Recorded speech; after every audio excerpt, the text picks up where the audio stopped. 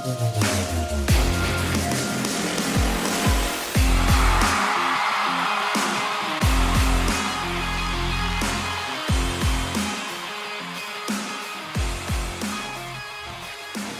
so a huge test here for the Indianapolis Colts versus the Denver Broncos this week at home. Colts calling for a whiteout, wearing the white jerseys at home. If you're going to the game, make sure that you follow suit with what it is that the Colts are requesting and make sure that you give the Colts every advantage they can possibly have. This Broncos team, remember, is a team that beat the Indianapolis Colts 31-13 late last season after the Colts entered the fourth quarter up 13-10, right? The Broncos outscored the Indianapolis Colts 21-0 in the fourth quarter in that game. A vicious meltdown by the team. Of course, that infamous run by Jonathan Taylor in which he broke that thing off and dropped the ball before the end zone. That was a play that would have put the Colts up 19-7, extra point pending to be 20-7 early in the third quarter. Nothing was the same for the Colts offense after that play, but either way, last year is last year. This year is this year, and the landscape surrounding the Indianapolis Colts right now, obviously much different than it was at the end of last year. And now here's the good news about this game this week and really next week's game. Luckily enough, in week one, I mean, tell me when you get this opportunity. The Colts played at 1 o'clock, and then at 4 o'clock immediately afterwards was the Broncos versus the Titans, who are each of the opponents that the Colts play in week 2 and week 3. So I said, hell, I'll just watch this entire game start to finish. I didn't put on Red Zone or anything. Like, I just watched that game and that game only. So I do feel pretty good about my handle on this game and the Colts' chances in it. Now, full transparency, I do have some concerns about the Colts in this game, primarily due to the absence of Charvarius Ward. Reports in camp were that this defense looked very, very different without him than they did with him. Understandably so. Obviously, one of the big, if not the biggest offseason acquisitions for this team. He's the type of corner that can absolutely change the way a defense performs. Latu also on the verge of missing this game, it seems. 2 straight did not practices on Thursday and Friday after a limited practice on Wednesday. But you never know. We'll see. They haven't ruled him out yet.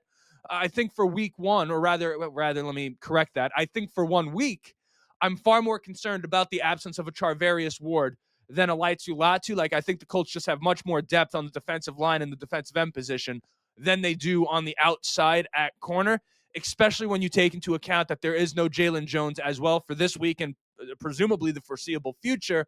So really what you have right now for the Indianapolis Colts, if I could quickly pull up the depth chart that for whatever reason I X'd out coming into this one, but you have obviously Xavier Howard as a guy who's really a big factor. Keep in mind, before last week, the Colts signed him, 2-3 weeks before week one, and he hadn't played a game in over 600 days. Now, he was not targeted in week one, which it presumably was saying something good about the way he was covering. But now this week, he kind of goes into that number 1 outside corner slot. And then you have guys in Jonathan Edwards and Mekhi Blackman, who was acquired from the Minnesota Vikings, that are kind of going to be asked to step up this week. Of course, Kenny Moore, we know where that stands, right? Tyler Goodson, running back, looks on track to play after hurting his elbow in the preseason. I can see him making an impact in this game. On the other hand, the Broncos really have nobody notable missing, at least in terms of people who played in week one. Of course, Dre Greenlaw is a guy who's not out there for the Denver Broncos, a guy that Indianapolis Colts fans really wanted this team to sign this offseason. He's been dealing with a quad issue. Luckily, the Colts will not have to deal with him on the defensive side of the ball this week. So, with that, we're going to work our way into the game preview. I'm going to talk about what I feel the Colts need to do on each side of the ball. I'm going to talk about some of the key matchups, and then I'll give my game prediction. And we'll do the parlay of the week. Based on all of those takeaways, we'll try to make some money. Of course, it's not financial advice. If you're gambling and it's a parlay, you're likely going to lose. But a little bit of, a little bit of chump change, whatever you can afford, is always fun. It gives a little bit of extra juice to the game while you're watching it, right? But before we get into all that, you know what it is? I got to introduce the show. My name is Justin. This right here is the Round the Bench Colts podcast. As always, ask anyone watching and enjoying the show, go ahead, shoot a like. It's going to help me get out to as many Colts fans as humanly possible. Of course, subscribe if you want to be a part of the journey. We're on our way to 4,000 subscribers over here on the YouTube channel. We're getting there. We're not there yet, but if you keep coming back, enjoying the show, perhaps it's your first time here and you're enjoying what you're hearing, hit that subscribe button. Never miss an episode again. Audio listeners, leave a 5-star 5-star review. Let the people know how much you're enjoying the show. But most importantly, be civil in the comments section with one another. You don't know what the person on the other end of the keyboard is going through. Of course, we're all in it for the same thing, right? We're rooting for the Indianapolis Colts. We may not always agree, but at the end of the day, we're on the same team. So let's act like it, right? But without further ado, let's get back into the game preview, and let's start on the offensive side of the ball. And to even talk about what the Colts offense needs to do in this game, you do kind of have to start with the Broncos defense, right? And this is a unit that has really built a reputation of high quality play over the course of the past, I don't even know how many years. It feels like forever that the Broncos on the defensive side of the ball have been getting it done. Week 1 against the Tennessee Titans, no different. Now, again, I did say the Tennessee Titans, so while that wasn't the ultimate test for the Broncos defense, ultimately they were just stellar on defense in the first week, right? I mean, 133 total yards allowed, 6 sacks. They were getting after Cam Ward all day. By the way, Cam Ward, I think, can play. It's a conversation for another day. I think he's good. The stat sheet won't show it. Has nothing to do with this game. But Broncos defense, you have a lot of good players, right? You got Zach Allen at defensive end, DJ Jones at defensive tackle, of course, Pat Surtain, one of the great corners in football on the outside. You got Singleton and Patino at linebacker. This team has a lot of good things going for them right now. And then you flip to the Colts offense. Here's the good news for them. I don't think right now that there are a lot of teams in the NFL from a personnel perspective that can match up with the Colts' talent across the board. You take into account Michael Pittman Jr. on the outside and Alec Pierce's ability to stretch the field. Josh Downs, the specialist in the slot. We saw what Tyler Warren can bring both in training camp and in week 1. The Colts have something special in them, right? The Colts obviously able to run the football in a way that is at least efficient, if not significantly above average, if not great, depending on the day, right? So you combine all of that with Shane Steichen and this offensive line. I just don't think there's a lot of teams that really feel great about how they're able to match up with the Colts across the board. Of course, you have individual matchups you like, but the Colts are so well-rounded from a talent perspective that any team is going to have to play damn good on defense to hold this offense under 20. And in football, realistically, 20 is kind of the tipping point. Like if you're an offense, you're looking at your defense and saying, hey, can you hold the opposing team to under 20 points? And then the defense is looking at the offense and saying, hey, can you give us 20 or more? Right. And that's kind of how you win in this league. You win 23-17. You win 21-14. You win 24-20. Right. That's kind of the tipping point. Of course, you have games that are like 45-38, but generally speaking, that's kind of the line that you're looking at. Now, you look at where the Titans had success in week 1 for a team that was not able to get a whole lot of success through the air. They were still able to run the football pretty well against this Broncos team. Not great, but like efficiently, right? So I do look at the Colts right now, and I expect them to come into this week against the Broncos and be much heavier on the ground than they were last week against the Miami Dolphins. I think you look at a guy like Pat Surtain and the way this defensive front of the Broncos is able to get after it. If you're Shane Steichen, if you're Jim Bob Cooter and the rest of the offense, you're going to want to make sure that somehow you're able to neutralize the impact that those pieces are able to make. One way to do that, of course, is to run the football, control the clock, and keep that defensive line working, right? Keep them on the field. This way, when the end of the game comes, I expect this game to be close. You kind of take that strength of the Broncos on the defensive line, and to some degree, you're able to tone it down a little bit because ultimately that team is going to be a little bit run down, or rather that unit is going to be a little bit run down. They're going to be a little bit exhausted, a little bit tired. So at the end of the game, when you need to drop back, you hope that your offensive line gets a little help by the fact that that the defense's energy bar, right, their life bar is down a little bit. But I do think, if I'm to be 100% transparent, that if the Colts are to take their week 1 approach early against the Denver Broncos, which is basically just drop back, and drop back again, I think this offense is going to be off to a slow start and a potentially troubling start. I think you want to make sure that the offense and Daniel Jones is able to settle into this game. You got to get the running game going, get the short passing game going to neutralize that pass rush. I expect a very heavy dose of Josh Downs this week. Pretty fun matchup, actually, with Josh Downs. You know, a guy on the Denver Broncos that a lot of people don't talk about is this kid McMillan in the slot. He's a guy that the Broncos like a lot. He's not like a superstar talent by any means, but he goes out there, he makes some plays. He gives up some plays, but he makes some plays. I don't know how he's going to be able to keep up with Josh Downs, but you think about Pittman on Surtain or Josh Downs versus this guy, I would probably be taking my chance on Josh Downs versus McMillan a little bit more often. And then potentially Alec Pierce everyone thinks about him as a down the field type of guy. How about seeing what Alec Pierce can do in the short and intermediate side of things? I think Pittman is a guy, as is natural when you have a guy like Patrick Surtain lined up on your top receiver. The Colts are going to have to work around that. So I expect, again, a heavy dose of Josh Downs, a heavy dose of Tyler Warren, and I wouldn't exactly be surprised if maybe Alec Pierce gets a little bit more of a look than some people will be expecting. We'll see how that all works out, but I'll give you some dumbed down keys to victory for this offense. I think they have to establish the run, control the clock, and don't do anything stupid. Now, obviously, all of that sounds obvious. There's nothing fancy there, nothing groundbreaking, but it's easier said than done.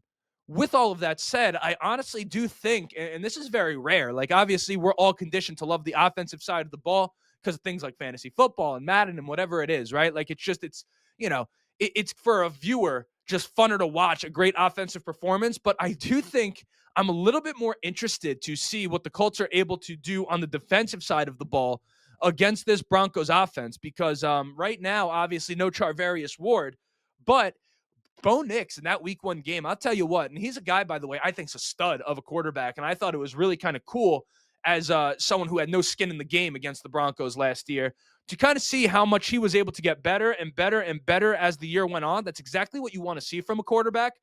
And there's a lot of hype around him and the Denver Broncos this year. And it looked like in week 1, and this is just what I saw, right? Bo Nix kind of looked like a guy who bought into his own hype a little bit. Like it almost looked like Bo Nix went out there and just kind of thought it was going to be easy. Like he was reckless. He wasn't making good decisions. He was pushing the ball downfield when he didn't have to. Like it was a very, very poor performance out of Bo Nix in week 1. So I think you look at what Lou Anarumo was able to do versus Tua Tagovailoa, and I actually like his ability, even without Charvarius Ward, to at least force Bo Nix to think, to force him to work, right? But even with that, the players are going to have to make plays. It sounds simple, but in a game like this, if Bo Nix is going to make mistakes, in my personal opinion, you have to make him pay for it, right? This game started off as a 1.5-point spread coming in, which in football terms is essentially, and that was in favor of the Denver Broncos, but that's essentially a pick 'em, right? I mean, if it's 1.5 points in either direction, you're talking about a 50-50 game, essentially, right down the middle. That's the line that Vegas set. But as the money started to come in, this thing has moved now towards 2.5 in favor of the Denver Broncos. The Colts have a tough test here, right? From a matchup perspective, you don't really have, at least in my personal opinion, crazy talent on the offensive side of the ball for the Denver Broncos, at least in terms of guys that Bo Nix is going to throw the ball to, right? But again, without Charvarius Ward, it gets very, very interesting. Courtland Sutton is one of the consistently underrated receivers in the NFL. He's one of the great one-on-one ball winners in the league, right? You talk about a guy that you can just, he's always open, right? He uses his range, he uses his strength. He much is like a kind of a Michael Pittman guy, but I would dare say in terms of you're talking about just a kind of a, almost like a box out, right? Like almost like a guy who's boxing someone out for a rebound. Courtland Sutton in traffic, one-on-one coverage, it might not get any better than him in the entire NFL. Xavier Howard, I don't know if he's going to be following him all day. Of course, we would never be let into that type of information before the game. He has a massive, massive test against Courtland Sutton. I will say this. I would expect if you're Lou Anarumo and you're looking at these weapons, right? Because Sutton's one guy, but you have guys like Troy Franklin and Marvin Mims. Those guys are speedsters, right?